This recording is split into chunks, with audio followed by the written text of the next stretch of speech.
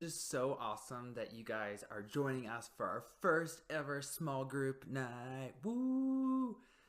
Yeah, I'm by myself in my house, and yeah, it's a little bit awkward, but I thought, you know what? I might as well put something together for your small group night, and so that's why we're here. So, before we get going with our message and small group questions and all that kind of stuff, I wanted to give you some announcements.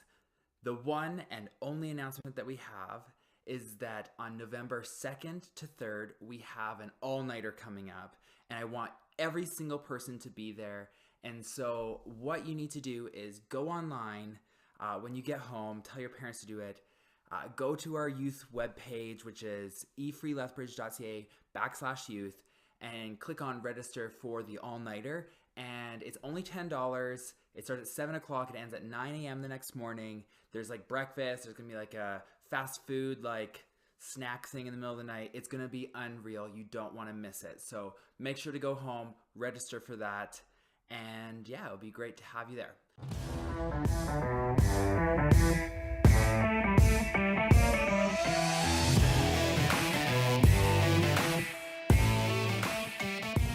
Okay, so we're wrapping up our series called Boss Today.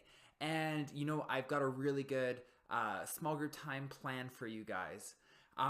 First of all, I want to do a little pop quiz.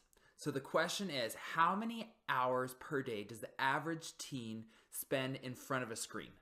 I'm going to give you a couple different answers. There's A, 1 to 3 hours, B, 3 to 5 hours, C, 6 to 9 hours, or D, 9+ hours. Okay, spend 1 minute as a group just discussing that right now.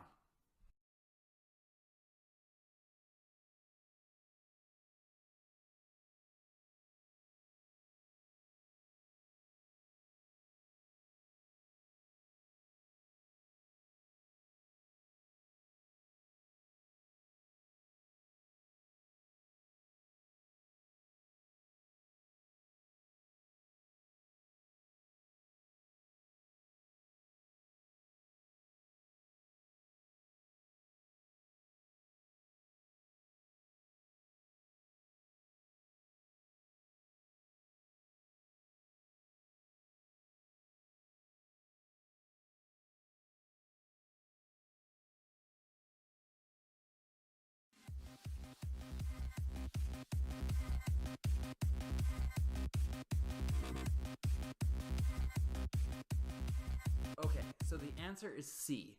Actually, most teenagers on average spend around 6 to 9 hours in front of a screen. That is a lot of time. That's per day, 6 to 9 hours. Okay, so now I got another question for you.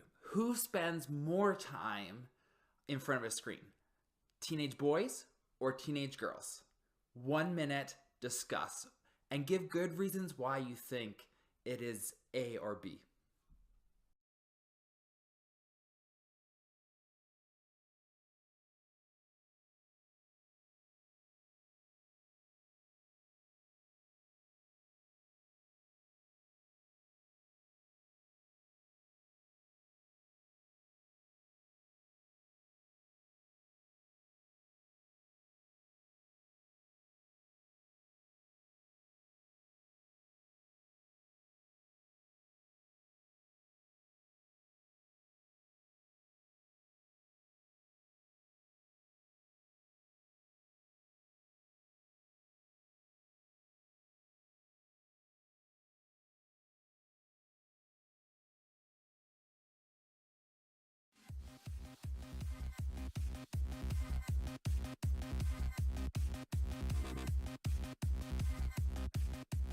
So the correct answer is teenage boys.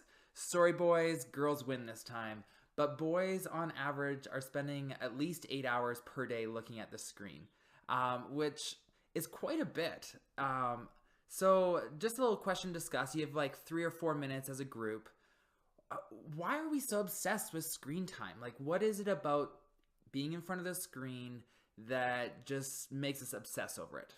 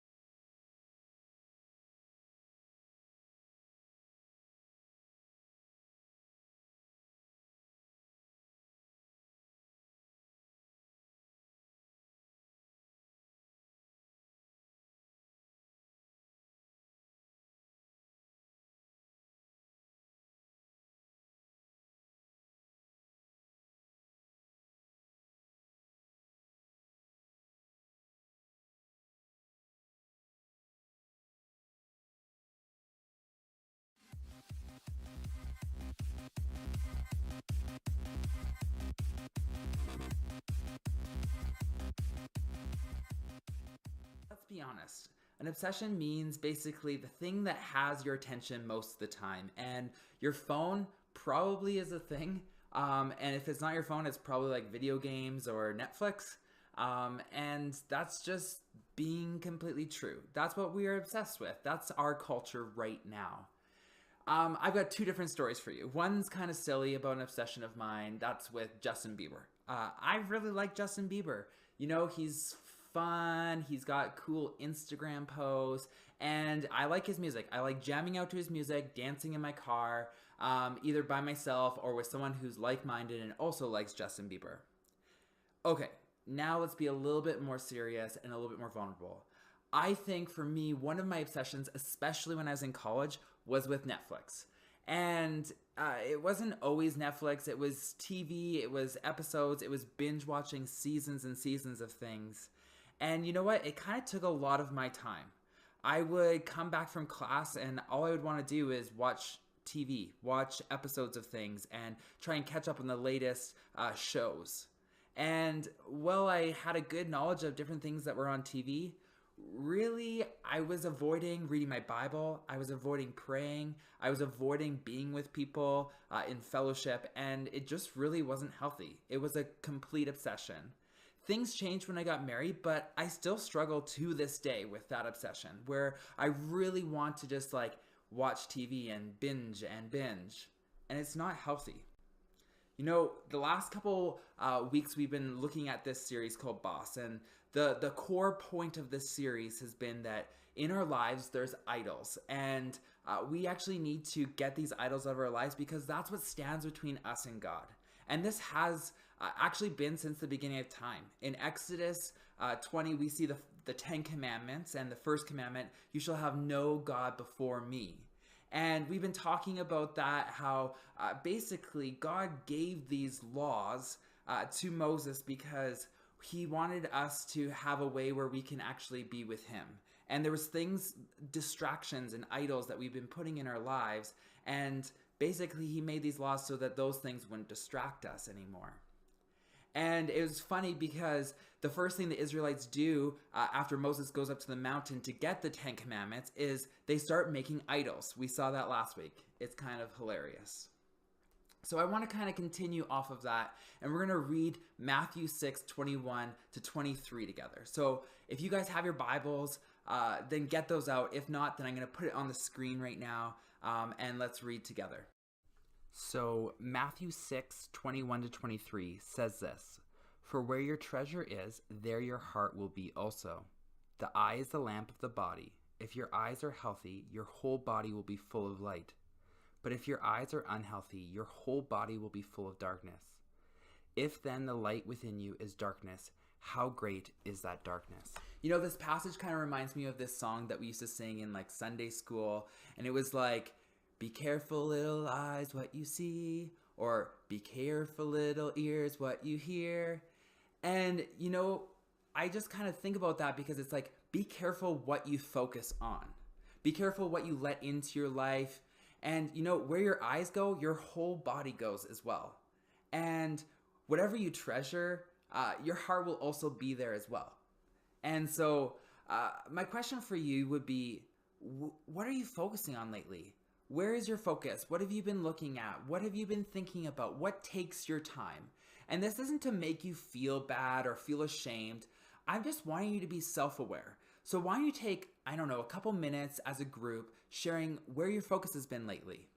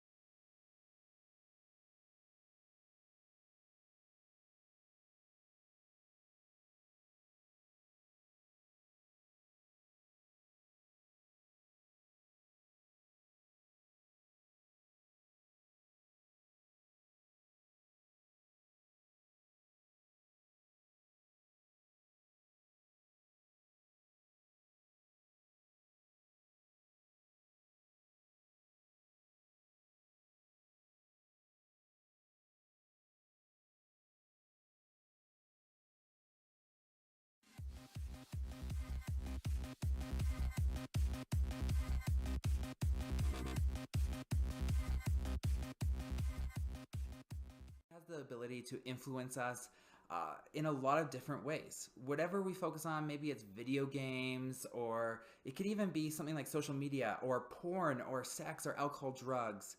Maybe your phone, or maybe it's something as simple as food. An obsession can maybe start off small, but it will grow and grow and grow until all of a sudden that's what's grabbing all of your attention. We may think that we're the boss of something, but we might actually lose control. That's what happens when we put something in our lives and it becomes an obsession. We can lose control very quickly, and it becomes bigger and bigger, and it becomes what we're obsessed about. You know, there's this man named Paul. He's written like basically half of the New Testament, and he's really smart, he's really wise, and he's very influential and respected, and was by the early church. He wrote a lot of different books, and one of them was First Corinthians, and in that he actually shares a little bit of wisdom. So 1 Corinthians 10:23 says this: I have the right to do anything you say, but not everything is beneficial. I have the right to do anything, but not everything is constructive. So you know those things that you're obsessed with, or maybe even you're addicted to, they won't stop you from being loved by God, but it might not help your relationship with Him. Does that make sense? It's not a punishment, it's just the natural consequences of what has happened in your life.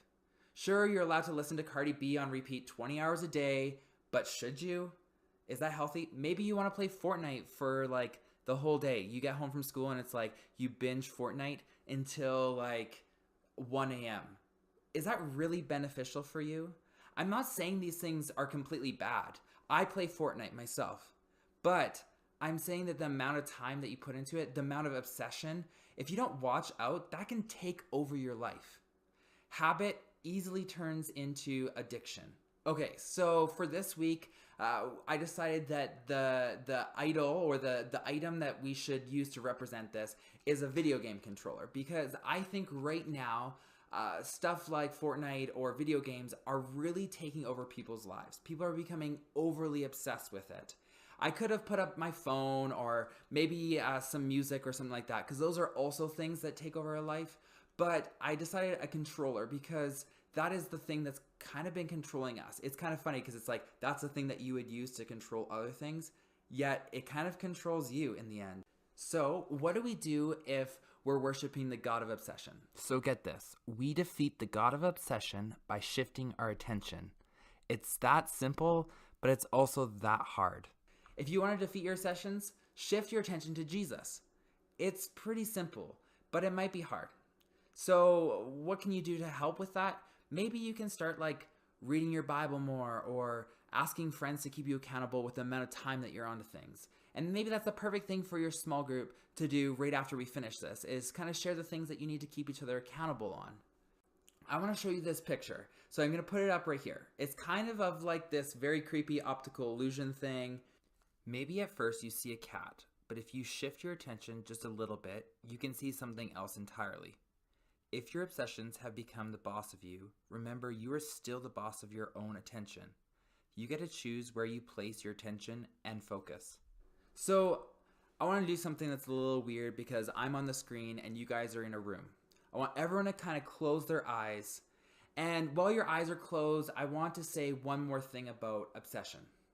Some obsessions are more than obsessions. Some are addictions. If your obsession is hurting you or hurting others, or if you've tried and you just can't defeat it, I want you to ask for help. And so I just want to take a few minutes for you guys to just pray and just ask God, is there something that's controlling your life right now? And so take that time. Let's take 1 minute right now and just ask God, hey, is there anything that's running my life? Is there anything that I'm just overly obsessed with?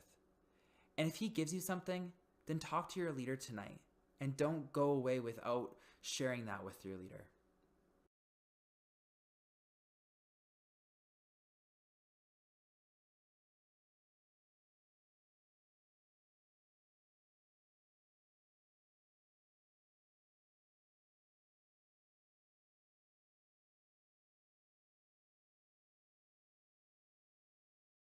Okay, so I want to turn it over to your small group leaders. They've got some questions for you guys to go over what we talked about. Have a great week, and I can't wait to see you guys next week. We're going to start a new series, and I'm really excited about it. And it's going to be good, but you'll have to tune into social media to actually find out what it is because I'm not going to announce it right now. Have a great week, guys. Bye.